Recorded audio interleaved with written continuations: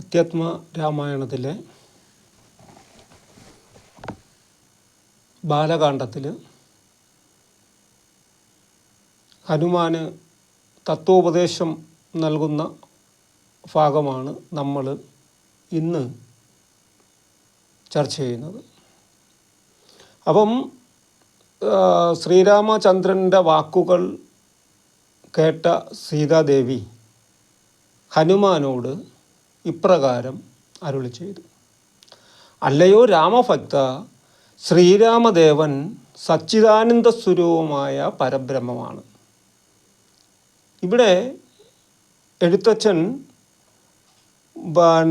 ശ്രീരാമനെ മനുഷ്യനായല്ല, മറിച്ച് പരമ്പൊരുളായ പരബ്രഹ്മമായാണ് ചിത്രീകരിച്ചിരിക്കുന്നത് എന്ന് വ്യക്തമാണ്. അത് ഇവിടെ സൂചിതമാണ്. അപ്പം സീതാദേവി വീണ്ടും തുടരുകയാണ്: ഇനി ഞാൻ എൻ്റെ തത്വം പറയാം. ഞാൻ തന്നെയാണ് മൂലപ്രകൃതി. ശ്രീരാമദേവൻ്റെ സാന്നിധ്യം കൊണ്ടാണ് ഞാൻ ഈ പ്രപഞ്ചമെല്ലാം സൃഷ്ടിക്കുന്നത്. പരബ്രഹ്മത്തിന് ജനനാതീതമായ ഒരു ഭാവമുണ്ട്. അത് ബ്രഹ്മതത്വം അറിയാവുന്നവർക്ക് മാത്രമേ അറിയുവാൻ സാധിക്കുകയുള്ളൂ. ഈ ബ്രഹ്മതത്വത്തെയാണ് അഥവാ ഈ അറിവിനെയാണ് എഴുത്തച്ഛൻ സാധാരണക്കാരിലേക്ക് പകർന്നു കൊടുത്തത് എന്നത് നാം ഓർത്തിരിക്കേണ്ട കാര്യമാണ്. ഇവിടെ രാമായണ കഥയുടെ രത്നച്ചുരുക്കം കവി വിവരിക്കുന്നുണ്ട്. അപ്പം ഈ ഹനുമാന് തത്വോപദേശം നൽകുന്ന ഭാഗത്തിൻ്റെ പ്രത്യേകതയും അതാണ്. രാമായണത്തിൻ്റെ ഒരു രത്നച്ചുരുക്കം അല്ലെങ്കിൽ ഇതിവൃത്തം ഈ ഭാഗത്ത് വ്യക്തമാക്കുന്നുണ്ട്. അപ്പം സർവേശ്വരനായ മഹാവിഷ്ണു ഭൂമിയിൽ സൂര്യവംശത്തിൽ ദശരഥൻ്റെ പുത്രനായി അയോധ്യയിൽ ജനിച്ചു. വിശ്വാമിത്ര മഹർഷിയുടെ അഭ്യർത്ഥന മാനിച്ച് രാക്ഷസന്മാരെ നിഗ്രഹിക്കുവാനായി വനത്തിലേക്ക് പുറപ്പെട്ടു. വഴിമധ്യേ ക്രോധത്തോടെ പാഞ്ഞെടുത്ത താടകയെ അമ്പെയ്ത് കൊന്നു. അതിനുശേഷം സിദ്ധാശ്രമത്തിൽ എത്തിച്ചേർന്നു. സിദ്ധാശ്രമം എന്ന് പറയുന്നത് വിശ്വാമിത്രൻ്റെ ആശ്രമമാണ്. അപ്പം അവിടെ യാഗത്തിന് മുടക്കം വരുത്തിക്കൊണ്ടിരുന്ന രാക്ഷസന്മാരെ നിഗ്രഹിച്ചു. അതിനുശേഷം മിഥുലാപുരിയിലേക്ക് യാത്രയായി. പോകുന്ന വഴിക്ക് അഹല്യയ്ക്ക് ശാപമോക്ഷം നൽകി. അഹല്യ പൂരുവംശത്തിൽ പിറന്ന മുൽഗുലൻ എന്ന രാജാവിൻ്റെ പുത്രിയാണ്. ഗൗതമമുനി അഹല്യയെ വേട്ടു, അതായത് കല്യാണം കഴിച്ചു. ഭർത്തൃമതിയായി കഴിഞ്ഞു വന്ന അഹല്യയുടെ സൗന്ദര്യത്തിൽ ദേവേന്ദ്രൻ മോഹിതനാവുകയും ദേവേന്ദ്രൻ ചതിയിലൂടെ അഹല്യയെ പ്രാപിക്കുവാൻ ശ്രമിക്കുകയും ചെയ്യുന്നു. അപ്പം ഈ പ്രവൃത്തി ഗൗതമമുനി കണ്ടുകൊണ്ടുവരികയാണ്. അപ്പോൾ കണ്ടുകൊണ്ടുവന്ന ഗൗതമമുനി അഹല്യയെ ശപിച്ചു. അപ്പം ശപിച്ചതിന് ശേഷവും ഒരു വരം കൊടുത്തിട്ടാണ് തൻ്റെ ഭർത്താവ് ഗൗതമമുനി അവിടെ നിന്നും പോകുന്നത്. എന്താണ് കൊടുത്ത ശാപമോക്ഷം? ശ്രീരാമ സ്പർശമേൽക്കുമ്പോൾ നിനക്ക് മോക്ഷം ലഭിക്കും എന്ന് ഗൗതമമുനി ശാപമോക്ഷം നൽകിയിരുന്നു. അപ്പം അനന്തരം അങ്ങനെ അഹല്യയ്ക്ക് ശാപമോക്ഷവും കൊടുത്തതിന് ശേഷം ശ്രീരാമാദികൾ മിഥിലാപുരിയിലേക്ക് എത്തിച്ചേർന്നു. അവിടെ ത്രയംബകം എന്ന ശൈവചാപം മുറിച്ച് സീതാദേവിയെ വരിച്ചു, സ്വയംവരം ചെയ്തു. അവിടെ നിന്ന് അയോധ്യയിലേക്ക് ഘോഷയാത്രയായി പോകുന്ന വഴിയാണ് ഭാർഗവരാമൻ മാർഗതടസ്സം സൃഷ്ടിക്കുന്നത്. അപ്പം പരശുരാമൻ മഹാവിഷ്ണുവിൻ്റെ മറ്റൊരു അവതാരമാണ്. തൻ്റെ ഗുരുവായ ശ്രീ പരമേശ്വരനിൽ നിന്ന് പരശു അഥവാ മഴു എന്ന ആയുധം സ്വീകരിച്ചത് മുതൽക്കാണ് ഭാർഗവരാമനെ പരശുരാമൻ എന്ന് അറിയപ്പെട്ടു തുടങ്ങിയത്. പരശുരാമൻ മഹാവിഷ്ണുവിൻ്റെ അവതാരമാകുവാനും ഒരു കഥ ഉണ്ട്, ഒരു കാരണമുണ്ട്. അത് ഇങ്ങനെയാണ്. എങ്ങനെ? ഒരിക്കൽ അഗ്നിദേവൻ ഹേഹയ രാജ്യത്തിലെ രാജാവായ കാർത്തിയ വീരാർജുനൻ്റെ അടുക്കൽ വന്ന് ഭക്ഷണം യാചിച്ചു. അപ്പം തൻ്റെ രാജ്യത്ത് എവിടെ നിന്ന് വേണമെങ്കിലും ഭക്ഷണം എടുത്തുകൊള്ളുവാൻ ഹേഹയ രാജാവ് അനുമതി കൊടുത്തു. ഇതിൽ സന്തുഷ്ടനായ അഗ്നി വനങ്ങളും പർവ്വതങ്ങളുമാകെ ഭക്ഷിച്ചു തുടങ്ങി. അപ്പോൾ ആ കാലത്ത് ആ വനത്തിൽ ആപവൻ എന്ന ഒരു മുനി താമസിച്ചിരുന്നു. ഈ മുനിയുടെ ആശ്രമവും അഗ്നിക്കിരയായി. തൻ്റെ ആശ്രമം അഗ്നിക്കിരയായതിൽ ആപവൻ എന്ന മുനി കുപിതനായി. അപ്പം ഇതിൻ്റെ കാരണക്കാരൻ കാർത്തികവീരാർജുനനാണ് എന്ന് മുനി മനസ്സിലാക്കി.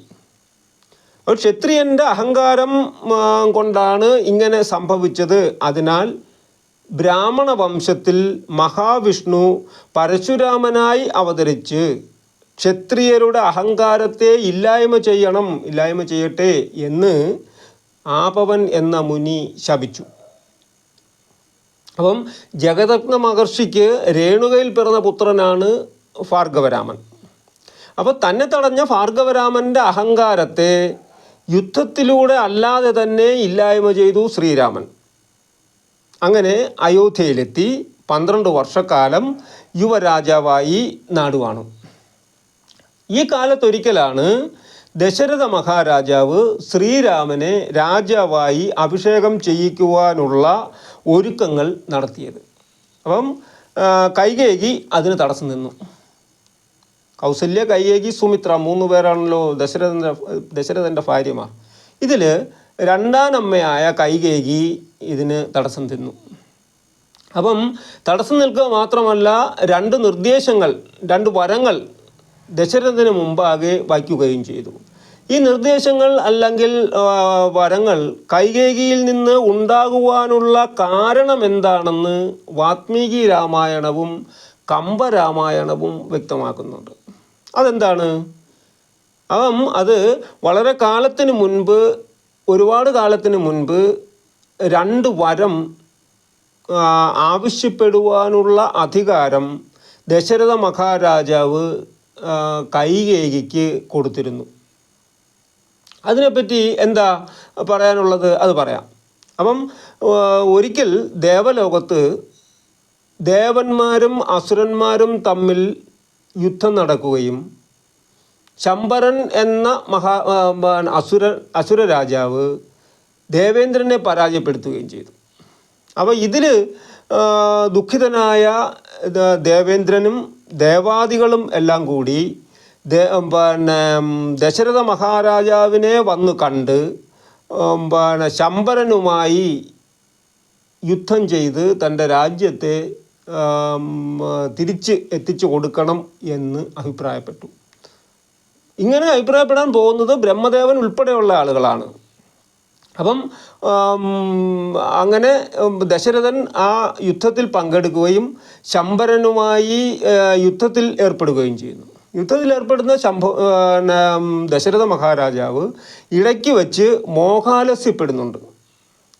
അപ്പം മോഹാലസ്യപ്പെടുന്ന ഈ സമയത്ത് തൻ്റെ കൂടെ കൊണ്ടുപോയ കൈകേയിയാണ് ദശരഥ മഹാരാജാവിനെ ആ പടക്കളത്തിൽ നിന്നും മറ്റ് ഒരു ഉപദ്രവവും ഏൽക്കാതെ രക്ഷപ്പെടുത്തി പടക്കളത്തിൽ നിന്നും മാറ്റുന്നത്. അപ്പോൾ അത് കഴിഞ്ഞ് മോഹാലസ്യമൊക്കെ മാറി പൂർവാധികം ശക്തിയോടുകൂടി ആരെത്തുന്നു? ദശരഥ മഹാരാജാവ് എത്തുന്നു. അപ്പോൾ ദശരഥ മഹാരാജാവ് തിരിച്ചെത്തി പൂർവാധികം ശക്തിയോടെ യുദ്ധം ചെയ്യുന്നതിനിടയ്ക്ക് ദശരഥ മഹാരാജാവിൻ്റെ തേരിൻ്റെ ചക്രത്തിൻ്റെ ചാവി ഊരിത്തെറിച്ചു പോകുന്നു. ഇത് കണ്ട് മനസ്സിലാക്കിയ കൈകേയി തൻ്റെ കൈവിരൽ ആ ആണിയുടെ ഭാഗത്ത് കടത്തിയിടുകയും ദശരഥ മഹാരാജാവ് അറിയാതെ ആ കാര്യത്തെ കൈകാര്യം ചെയ്യുകയും ചെയ്തു. ഈ യുദ്ധത്തിൽ ശംബരനെ തോൽപ്പിച്ചുകൊണ്ട് ദശരഥ മഹാരാജാവ് വിജയിച്ചു. വിജയശ്രീലാളിതനായി. ഇങ്ങനെ വിജയശ്രീലാളിതനായി വന്നതിന് ശേഷം മാത്രമാണ് ദശരഥ മഹാരാജാവ് ഈ വിവരങ്ങളൊക്കെ അറിയുന്നത്. തൻ്റെ ഭാര്യയുടെ തന്നോടുള്ള സ്നേഹത്തിൽ മതിമറന്നുപോയ ദശരഥ മഹാരാജാവ് 2 വരം ഏത് കാലത്ത് വേണമെങ്കിലും ചോദിച്ചു കൊള്ളുവാൻ കൈകേയിക്ക് അനുമതി കൊടുത്തു. ആ 2 വരങ്ങളിൽ 2 വരമാണ് ഇപ്പോൾ കൈകേയി ചോദിച്ചത്. ചോദിച്ചത് എന്ത് വരമാണ്? ഭരതനെ രാജാവായി വാഴിക്കുക, ശ്രീരാമനെ 14 കൊല്ലം വനവാസത്തിന് അയക്കുക. ഈ 2 ആവശ്യങ്ങളാണ്, ഈ 2 വരങ്ങളാണ് കൈകേയി ദശരഥ മഹാരാജാവിനോട് ആവശ്യപ്പെട്ടത്. അപ്പോൾ ഇതിനെ തുടർന്ന് സീതാദേവിയോടും ലക്ഷ്മണനോടും ഒന്നിച്ച് ശ്രീരാമൻ വനവാസത്തിന് പുറപ്പെട്ടു. ഈ മനോവിഷമത്തിൽ ദശരഥ മഹാരാജാവ് നാട് നീങ്ങി, അല്ലെങ്കിൽ മരണപ്പെട്ടു. പുത്രദുഃഖത്താൽ ദശരഥ മഹാരാജാവിന് മരണം സംഭവിക്കുവാൻ ഉള്ള ഒരു കാരണവും മറ്റൊരു കാരണവും ഉണ്ട്. അത് വാത്മീകി രാമായണത്തിലെ അയോധ്യകാണ്ഡത്തിൽ വിവരിക്കുന്നുണ്ട് അക്കാര്യം. അത് എന്താണ്? ഇക്ഷ്വാകു വംശത്തിൽ പിറന്ന അജൻ എന്ന രാജാവിന് ഇന്ദുമതിയിൽ പിറന്ന പുത്രനാണ് ദശരഥൻ. യൗവനകാലത്ത് ദശരഥൻ നായാട്ടിനായി വനത്തിലേക്ക് പുറപ്പെട്ടു. സരയൂ നദിയുടെ കരയിൽ ആന വെള്ളം കുടിക്കുന്ന ശബ്ദം കേൾക്കുവാൻ ഇടയായി. ആന വെള്ളം കുടിക്കുന്ന ശബ്ദം കേട്ട ഭാഗത്തേക്ക് ദശരഥ മഹാരാജാവ് അമ്പെയ്തു. അപ്പം ആ അമ്പ് എയ്തതിന് ശേഷം ഒരു മനുഷ്യൻ്റെ കരച്ചിലാണ് അവിടെ കേട്ടത്. അതൊരു മനുഷ്യ ശബ്ദമായിരുന്നു ആ കരച്ചിൽ. അപ്പം രാജാവ് പോയി നോക്കിയപ്പോൾ രക്തത്തിൽ കുളിച്ചു കിടക്കുന്ന ഒരു മുനികുമാരനെയാണ് കണ്ടത്. ശ്രാവൺ എന്നാണ് അദ്ദേഹത്തിൻ്റെ പേര്, ആ മുനികുമാരൻ്റെ പേര്. അദ്ദേഹം വയസ്സായ അയാളുടെ അച്ഛനും അമ്മയ്ക്കും വെള്ളമെടുക്കുവാനായി സരയൂ നദിയിൽ വന്നതാണ്. ആ കുടത്തിൽ വെള്ളമെടുത്തപ്പോൾ ഉണ്ടായ ശബ്ദമാണ് ആന വെള്ളം കുടിക്കുന്നത് പോലെ ഉള്ള തോന്നൽ ദശരഥ മഹാരാജാവിൽ ഉണ്ടാക്കിച്ചത്. അങ്ങനെ ഒരു സൗണ്ട് ഉണ്ടായത്. അപ്പം മുനികുമാരനുമായി രാജാവ് ആശ്രമത്തിൽ എത്തിച്ചേർന്നു. കണ്ണു കാണാൻ വയ്യാത്ത വൃദ്ധ ദമ്പതിമാരായ അച്ഛനെയും അമ്മയെയും കണ്ടു. മരണപ്പെട്ട ആ മുനികുമാരനെ സംസ്കരിച്ചു. അപ്പം മുനികുമാരനെ സംസ്കരിച്ചതിൻ്റെ കൂട്ടത്തിൽ തന്നെ പരാശ്രയം ഇല്ലാതിരുന്ന കണ്ണു കാണാൻ വയ്യാത്ത ആ വൃദ്ധ ദമ്പതിമാർ മകൻ്റെ ചിതയിൽ ചാടി ആത്മത്യാഗം ചെയ്തു. മരിക്കുന്നതിന് മുൻപ് നീയും പുത്രദുഃഖത്താൽ മരണപ്പെടും എന്ന് ആ വൃദ്ധൻ ദശരഥനെ ശപിച്ചു. അപ്പം അതാണ് ദശരഥ മഹാരാജാവിന് പുത്രദുഃഖത്താൽ മരിക്കാനുണ്ടായ കാരണങ്ങളിൽ ഒരു കഥ വ്യക്തമാക്കുന്നത്. ദശരഥ മഹാരാജാവിൻ്റെ മരണവിവരം അറിഞ്ഞ ശ്രീരാമചന്ദ്രൻ ആകെ ദുഃഖാകുലനായി. പിതാവിന് വേണ്ടി ഉദകക്രിയകൾ നടത്തി ശ്രീരാമൻ ഭരതനെ രാജാവായി നിയോഗിച്ചു. അതിനുശേഷം ദണ്ഡകാരണ്യത്തിൽ എത്തിച്ചേർന്ന ശ്രീരാമ ദേവാദികൾ അവിടെ വച്ച് വിഷാദൻ എന്ന രാക്ഷസ രാജാവിനെ വധിച്ചു. തുടർന്ന് അഗസ്ത്യാശ്രമത്തിൽ എത്തിച്ചേരുകയും അവിടുത്തെ മഹർഷിമാരുടെ ആഗ്രഹപ്രകാരം രാക്ഷസ വംശത്തെ ആകെ തന്നെ നശിപ്പിക്കാം എന്ന് പ്രതിജ്ഞ ചെയ്യുകയും ചെയ്യുന്നു. പിന്നീട് അത് കഴിഞ്ഞ് പഞ്ചവടിയിൽ താമസിക്കുന്ന കാലത്താണ് ശൂർപ്പണഖയെ കാണുന്നത്. രാവണൻ്റെ സഹോദരിയാണ് ശൂർപ്പണഖ രാമലക്ഷ്മണന്മാരോട് പ്രണയാഭ്യർത്ഥന നടത്തുന്നു. ഇത് ഒരു ശല്യമായി തീർന്നപ്പോൾ ലക്ഷ്മണൻ അമ്പ് ചെയ്ത് അവളുടെ മൂക്കും മുലയും ഛേദിച്ചു കളഞ്ഞു. അപ്പോൾ ഇതറിഞ്ഞ് ഖരൻ എന്ന രാക്ഷസൻ 14,000-ൽ പരം രാക്ഷസന്മാരുമായി ശ്രീരാമനുമായി യുദ്ധത്തിന് പുറപ്പെട്ടു. എന്നാൽ 3.25 നാഴിക നേരം കൊണ്ട് ശ്രീരാമദേവൻ ഈ രാക്ഷസ സൈന്യത്തെയെല്ലാം കൊന്നൊടുക്കി. അതിനെ തുടർന്ന് ശൂർപ്പണഖ രാവണൻ്റെ അടുക്കൽ വന്ന് പരാതി പറഞ്ഞു. ശൂർപ്പണഖ രാവണൻ്റെ സഹോദരിയാണ്. രാവണൻ്റെ നിർദ്ദേശപ്രകാരം ആണ് മാരീചൻ മായയാൽ ഒരു മാനിൻ്റെ രൂപം ധരിച്ചു വന്ന് ശ്രീരാമചന്ദ്രനെ സീതാദേവിയിൽ നിന്നും അകറ്റുന്നത്. അപ്പം ശ്രീരാമചന്ദ്രനെ സീതാദേവിയിൽ നിന്ന് അകറ്റുക എന്ന് പറയുമ്പോൾ ഈ മാനിനെ പിന്തുടർന്ന് ശ്രീരാമചന്ദ്രൻ പോകുമ്പോൾ ലക്ഷ്മണനെയാണ് സീതയ്ക്ക് കാവൽ നിർത്തിയിട്ട് പോകുന്നത്. ആ കരച്ചിൽ കേട്ട് ശ്രീരാമൻ്റെ കരച്ചിലാണോ എന്ന് തോന്നിപ്പോയ ലക്ഷ്മണൻ സീതയുടെ നിർബന്ധപ്രകാരം പോയി നോക്കാൻ പോകുമ്പോഴാണ് രാക്ഷസനായ രാവണൻ സീതാദേവിയെ മോഷ്ടിച്ചുകൊണ്ട് പോകുന്നത്. അപ്പം ശ്രീരാമനെ അന്വേഷിക്കാൻ പോയ തക്കം നോക്കി രാവണൻ സീതാദേവിയെ തട്ടിക്കൊണ്ടുപോയി, അതായത് സീതയെ തട്ടിക്കൊണ്ടുപോയി. അത് കണ്ട് ജടായു രാവണനെ തടഞ്ഞു. ജടായുവിൻ്റെ ചിറക് അരിഞ്ഞ് താഴെ ഇട്ടിട്ട് രാവണൻ സീതയും കൊണ്ട് പോയി. അങ്ങനെ താഴെ വീണ് കിടന്ന മൃതപ്രായമായി കിടന്ന ജടായുവിന് ശാപമോക്ഷം കൊടുത്ത ശ്രീരാമൻ അവിടെ നിന്നും സഞ്ചരിക്കുന്നതിനിടയ്ക്ക് കബന്ധൻ എന്ന രാക്ഷസനെ വധിച്ചു. ഇത് കഴിഞ്ഞ് ശബരി ആശ്രമത്തിൽ എത്തിച്ചേർന്ന് ശബരിക്ക് മോക്ഷം കൊടുത്തു. ശബരിക്ക് ശാപമേൽക്കാനുള്ള കാരണം എന്താണ്? അതിനും ഒരു കഥയുണ്ട്. എന്താണ്? മാലിനിയാണ് കാട്ടാള സ്ത്രീയായി തീർന്ന ശബരി. ചിത്രകവചൻ എന്ന രാജാവിൻ്റെ മകളായിരുന്നു മാലിനി. അവളെ വീതിഹോത്രൻ എന്ന ഒരു ഗന്ധർവ രാജാവാണ് വിവാഹം കഴിച്ചത്, സ്വയംവരം നടത്തിയത്. അപ്പം എന്നാൽ അവൾ ഒരു രാക്ഷസനെ കാമുകനായി സ്വീകരിച്ചു. ഇത് കണ്ട് തൻ്റെ ഭർത്താവ് വീതിഹോത്രൻ അവളെ ശപിച്ചു. അപ്പം ശാപമോക്ഷത്തിനായി അവൾ കരഞ്ഞ് കാലു പിടിച്ചു. എങ്കിലും ശ്രീരാമദേവനിൽ നിന്നും നിനക്ക് ശാപമോക്ഷം ലഭിക്കും എന്നാണ് വീതിഹോത്രൻ അരുളി ചെയ്തത്.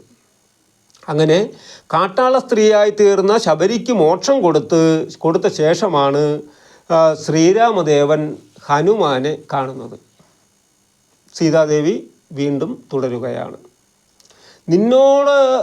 നിന്നോടൊപ്പം, അതായത് നിന്നോടൊപ്പം എന്ന് പറയുമ്പം ഹനുമാനോടൊപ്പം ഭഗവാൻ സുഗ്രീവനെ സന്ദർശിച്ച് സഖ്യത്തിൽ ഏർപ്പെട്ടു. ഭഗവാൻ ആരാ?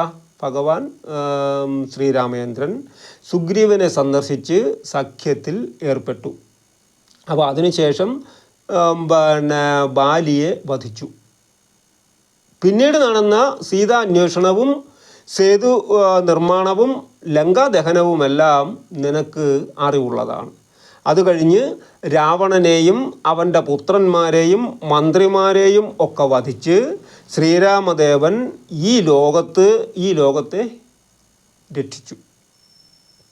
അതിനുശേഷം അഗ്നിയിൽ മറഞ്ഞിരുന്ന എന്നെ, സീതാദേവിയെ, ജനങ്ങളുടെ മുൻപിൽ വെച്ച് പരിശുദ്ധയാണ് എന്ന് തെളിയിച്ച് കൂടെ കൂട്ടി.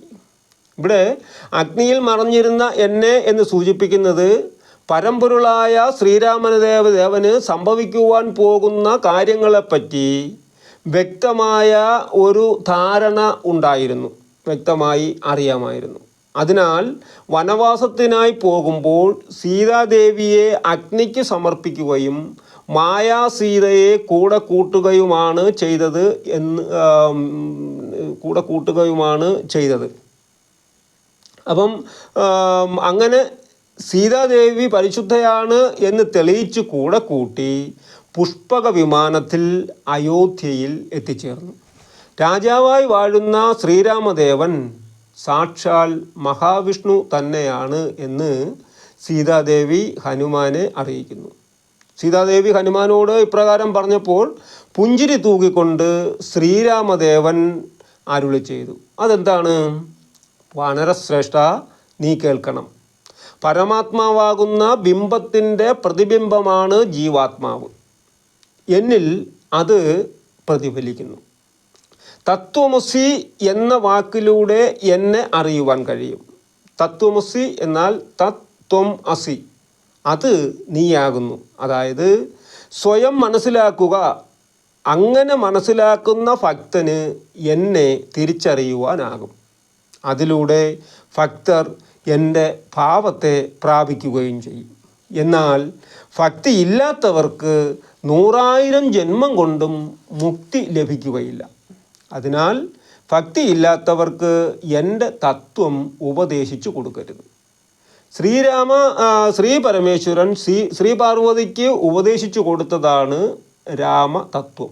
ഇത് ഭക്തിയോടെ ചൊല്ലുന്നവർക്ക് മുക്തി ലഭിക്കും. അതിലൂടെ സ്വർഗലോകം പ്രാപിക്കാനാകും. ശ്രീ പാർവതിയുടെ ഈ വാക്കുകൾ കേട്ട ശ്രീ പരമേശ്വരൻ ഉള്ളിൽ നിറഞ്ഞ സന്തോഷത്തോടെ ഇപ്രകാരം അരുളി ചെയ്തു: ഭക്തവത്സലെ, സുന്ദരി, കേട്ടുകൊള്ളുക.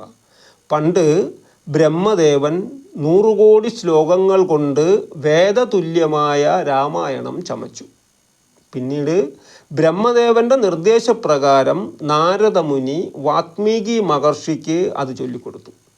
വാത്മീകി മഹർഷി മനുഷ്യവർഗത്തിൻ്റെ മോക്ഷത്തിനായി 24,000 ശ്ലോകങ്ങളിൽ രാമായണം രചിച്ചു. അതിനെ ശ്രീരാമദേവൻ ചുരുക്കി നമുക്ക് ഉപദേശിച്ചു തന്നു. അതിൻ്റെ പേര് അധ്യാത്മ രാമായണം എന്നാണ്. അത് പഠിക്കുന്നവർക്ക് ആത്മജ്ഞാനം ഉണ്ടാകും. അതിനാൽ അത്യന്തം രഹസ്യമായ രാമചരിതം നീ കേട്ടുകൊള്ളുക എന്ന് ശിവൻ പാർവതിയെ അറിയിക്കുന്നു. സുഹൃത്തുക്കളെ, ഹനുമാന് കൊടുക്കുന്ന തത്വോപദേശം ഇതാണ്. ഇനി ശിവൻ കഥ പറയുന്നതാണ് അധ്യാത്മരാമായണത്തിലെ അടുത്ത ഭാഗം. അത് മറ്റൊരു വീഡിയോയിൽ ചെയ്യാവുന്നതാണ്. നിങ്ങൾ ഈ വീഡിയോ ഇഷ്ടപ്പെട്ടാൽ സബ്സ്ക്രൈബ് ചെയ്യുക, ഷെയർ ചെയ്യുക. Okay, thank you.